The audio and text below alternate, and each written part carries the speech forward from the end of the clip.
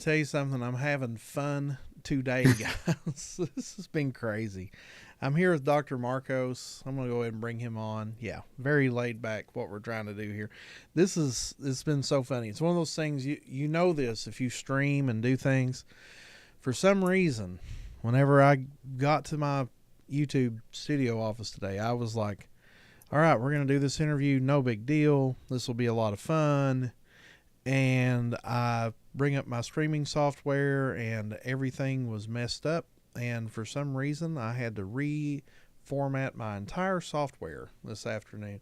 And so it's dangerous to do a live stream before you test this software and make sure everything's working correctly.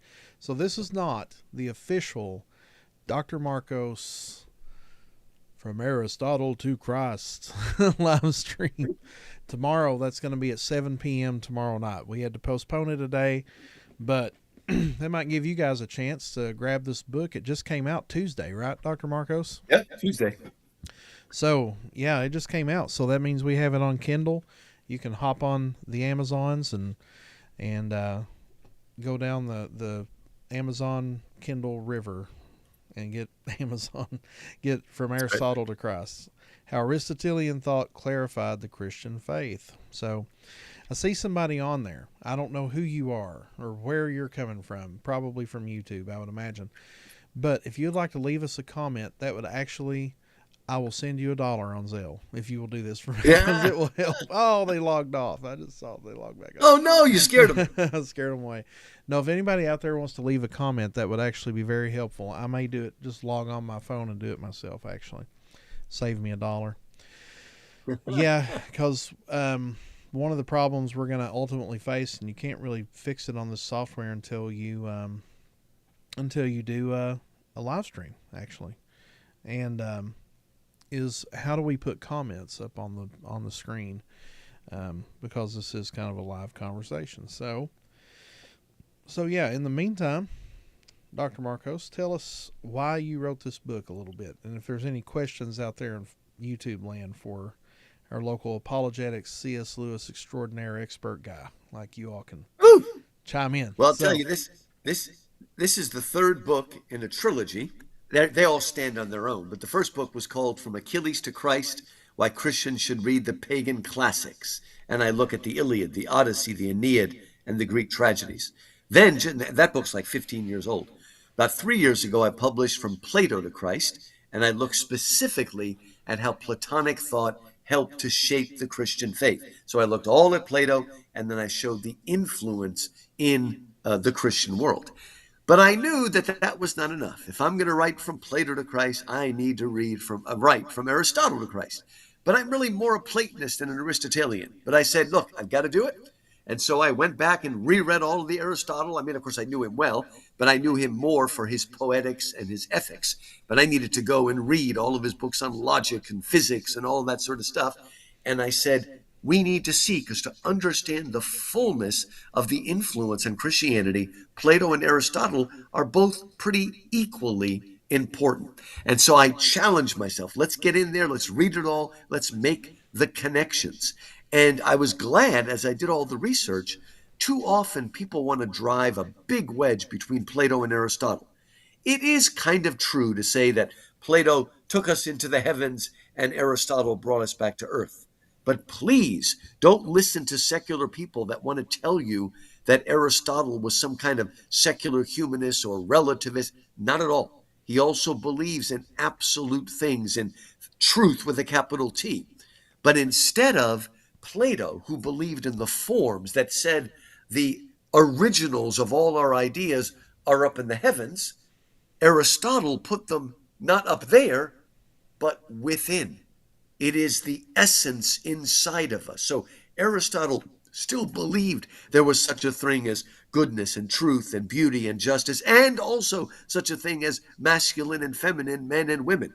He was not at all a relativist. He just wanted to kind of incarnate things and bring them to earth.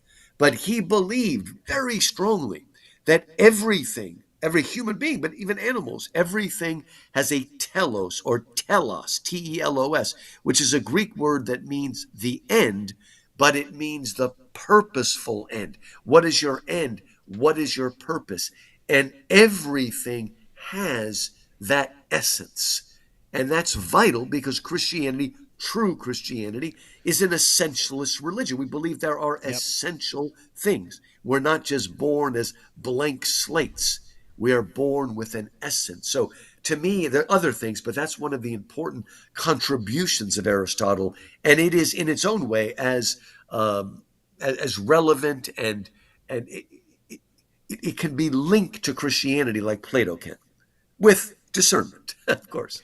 See, you said a lot of things there, but all I heard was that he assumed gender. So I'm assuming now that he's a misogynist and I know probably nobody's going to listen to us. is he a Nazi? Is he a white supremacist? We That's right. don't, That's amazing. don't know. No name calling back then, but it's important to say that he again. That doesn't mean he's a modern Christian, but it does mean he understood that. That's why. Okay, Plato in his myths plays with reincarnation, which of course is incompatible with Christianity. But Aristotle rejects reincarnation altogether because each of us is a sort of mixture of body and soul. He did not believe, like Plato, that we're souls trapped in bodies. He was closer to Christianity, this hylomorphism, that each of us is a sort of unique blend of form and matter, body and soul. And that is much closer to the Christian revelation than Plato's idea of the soul inside the body seeking release. And so Aristotle's very important. Theologically, usually Plato's closer. But in this case, Aristotle, I think, had a better understanding of those things. Our friend, you remember Alex, who was a fantastic singer from HCU. She was a Oh, graduated a couple years ago. She came to Ross Christie quite a bit. She said, "I just joined. What did I enter into? What did I enter she's into?" ready. Hello, Uh, Alex. Hey, Alex. So, and just want to reiterate what we are doing here is basically doing a software test because my software all messed up. And we had this interview planned and ready to go, but we had to reschedule it to 7 p.m. tomorrow. So this is not the real Dr. Markos interview if you're watching this. Tomorrow we will be talking about this and this great book from Aristotle to Christ. And I will say, from Plato to Christ was probably one of my favorite books that I've read by you. I think I've read On the Shoulders of Hobbits. I've read Atheism on Trial. I've read From Plato to Christ, and I know I've read something else. So it's Myth made fact? I don't know. yeah, Myth Made Fact. Yeah, Maybe myth made fact. Yeah. but you've written like this is your 30th 30 book. books now. Yeah, this is 30. 30 now. Wow, 30. So Alex, if you have any substantive questions you would like to ask good Dr. Markos, please, we we beg you to ask away. Ask Um, away and we'll make sure it's working. yeah, The technology has not been nice to us today. yeah. So see, this is one of those things that's weird. If you guys are watching this, I'm trying to click and remove Alex's comment, Oh, I but can see it now. it's saying Okay, I can see her. Hello. test for some Oh, I reason see. on the Truth Come. Oh, I remember Alex. Okay, yeah. Yeah. Test. 30 So books is amazing. Okay, I can see it now. I had to click something, but now I can see all the comments. yeah. So it's um let me see if I can do that this way. So what it's doing right now is it's saying um post comment. Thank you for asking that. Um Alex, let me see if I can let me see. What happens if I click this? Okay. You know, it's interesting that the first book I published, uh, almost what, 2003, I think, over 20 years ago. The first book I published is called Lewis Agonistes, How C.S. Lewis Can Help Us to Wrestle with the Modern and Postmodern World. The question is, do you have any books on postmodernism? So that comes into my books quite often, but especially in that one, I want to show how C.S. Lewis, the great apologist, can help us answer modernist questions, you know, sort of the Darwinian idea that everything's a machine, everything's structured. But he can also help us with postmodernism that breaks us out of the box. It's very nice that the postmoderns break us out of the sort of Darwinian, box of there's no free will or anything. But often postmodernism leads us to a world of relativism where there are no truths. And I do think that Lewis can help us with postmodernism because Lewis not only practiced a kind of logical, scientific apologetics, but he practiced a cultural and imaginative apologetics. Bill runs our Ratio Christi chapter, and I'm the faculty sponsor, and we had Nancy Piercy talking about some of these ideas, and Melissa Kane Travis, and how we do need to appeal both to the brain, right, the logic, but we need to appeal to the heart, to the imagination, to the intuition. And all of these things are very important. Yeah. So And they were saying postmodern is the other extreme. It's good that it breaks us out of the box, but sometimes it throws everything into the air. So that you might have a Christian who's a rigid modernist and can't deal with the Holy Spirit or can't deal with what God's doing. But then the other extreme, you have people that are full of imagination, but they're suspicious of doctrine. Well, if you don't have doctrine and theology, then you're like a body without a skeleton, which is called a jellyfish. And some of the overly, people that are, what they used to call that, the emergent church. Remember that, Bill? They called it the emergent yeah, church. that was Some of just it's good. the emergent church is what people call today progressive Christianity. Yeah, that's what I Pretty mean. much same They've gone stream. too far. Yeah, Yeah. they've lost the center of the faith. You need the skeleton, but so that we won't just be a scary skeleton, then we want the imaginative side. And my Aristotle book here, Aristotle wrote about logic and science, but he also wrote about ethics. He wrote about politics, not what we think of Republican versus Democrat, but politics, what it means to live in a polis, a city, a civitas, what it means to be civilized. He wrote on that. And of course, he also wrote on poetics. What is an epic? What is a tragedy? What does it do to us? Yeah. Oh, So there what's it is. in, She's talking about Alyssa Childers. I know, and this is really interesting. This must be one of the new things that my streaming software has done is that you're actually able to read and see these comments, and I can see them there. I don't think the guests could before. So Oh, I that's don't, good. and so I don't know if you can see the actual interview screen that has the purple background, but I can post whatever we're talking about. Like for instance, I've heard Alyssa Childers talk about the emergent church on her Yeah. podcast, but see, it's messed up. I don't know if you can see that, Alex, but it messed up your comment there. I can Um, I can see it though. I have to readjust her comments. See, and Oh, and honestly, the best way to do this is just do it live because or do it just yeah. have a broadcast where you're fixing your stuff like we're doing right now, and I can hopefully, actually I can actually read her comment clearly on my side. I don't know about everybody else.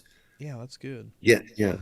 Okay, now Didn't you let's. didn't you interview Alyssa Childers on the Truth Conversation? I've Or never no? had Alyssa Childers on my Oh, okay. I thought podcast. you did. Huh. You say her name Alyssa or Elisa? I've heard No, people it's close to her say it's probably Elisa. Elisa. It probably is Elisa, actually. She says she can see it. Yeah, I think you're Yeah, right. I think she it is should be able Elisa. to see it live and see and you ready? Now you see it. Now you don't. Bye bye. Yeah. So Ah, so okay. yeah. So it looks like I mean honestly with this week the way it's been going and stuff I do remember updating Ecamm Live earlier this week, but they update things every 2 or 3 weeks. It seems like they've done some new plugin or something. It's very sophisticated software, and I'm very happy.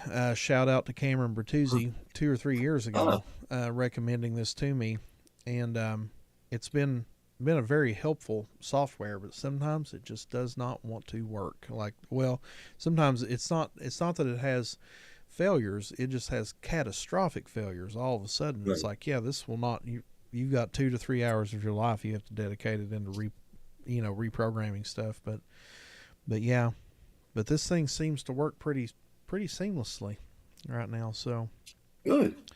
the only problem I have is whenever I click live, it's supposed to go ahead and start the intro video, but for some reason it's not doing that right now. So but that's small. Like I can figure that out that's probably call tech support kind of fix. But well, cool. So yeah. Well, guys, this is great. And Good. Alex, Well, I'm let's so it'll glad. work. Thank God for a faithful follower like Alex to hop Yay! on here and help us troubleshoot a couple of things. We have a faithful follower out there. You know, this thing streams to Twitch too. A lot of people don't realize that. And Twitch is it's a gaming platform from what I Okay. understand. I don't use it. I've never used it. I'm not much of a gamer. The only game I play is Halo, and I don't do that with Discord or Twitch or anything. I just hop on and hop off. I'm not, so there's somebody out there every time this thing goes live listening on Twitch. I don't know who they are, Huh. but but but we do appreciate that as well. And Alex is almost always on there on YouTube. Um, but yeah, got the season. We usually try to stick with one like hour and a half, a week. That's works for everybody. But this season's been so sporadic. I think we've done 3 or 4 interviews just in the last couple of weeks, and then we'll do yours on Friday, and then we'll do Corey Okay. Miller's on his newest Oh, book, good. Oh, Progressive perfect. Miss. Here, this might be easier for you to see it if I do that, Dr. Marcos. The Progressive Yeah, I can see it. Miseducation of America. Um, so yeah, it's Harvest House Publishers. It's a legit book. I've started on it and read a little bit of it. It's if you know Corey Miller, he's the CEO of Rothschild Christie. If you know him personally, it sounds like you're having a conversation with Corey, which is Huh. pretty cool. He's very much like a general in a sense. He's just trying to drive the troops all the time. So yeah, we'll be looking forward to talking to him about that new book on Monday. Probably pretty relevant considering all the stuff that's happened in our culture in the last couple of weeks. A lot of people are going to be wanting to think more deeply about what kind of education people are getting in American universities. And and as we would say in Eastern Kentucky, sometimes tain't much. So, well, Excellent. cool. Well, thank you guys. This was just a quick on. Like I said, we were supposed to do the live stream for this book today. If I can find out how to get there, it is. Yeah, Get in there it front of is. the I can see camera. it. We were going to do the live stream for this book today. Really, really wanted to, but my afternoon was taken up reprogramming. So, but we do that because we love you. We're gonna be back. We will be back on on See y'all tomorrow tomorrow. night, 7 p.m. Central Time. Y'all hop on and listen. And I'm gonna go revise all of my Facebook live events and all these Oh, other that's right. things too. So, all right. Well, I will see you guys next time. Thank you guys, and keep speaking truth in love. We'll see you next time. Bye bye. See you next time.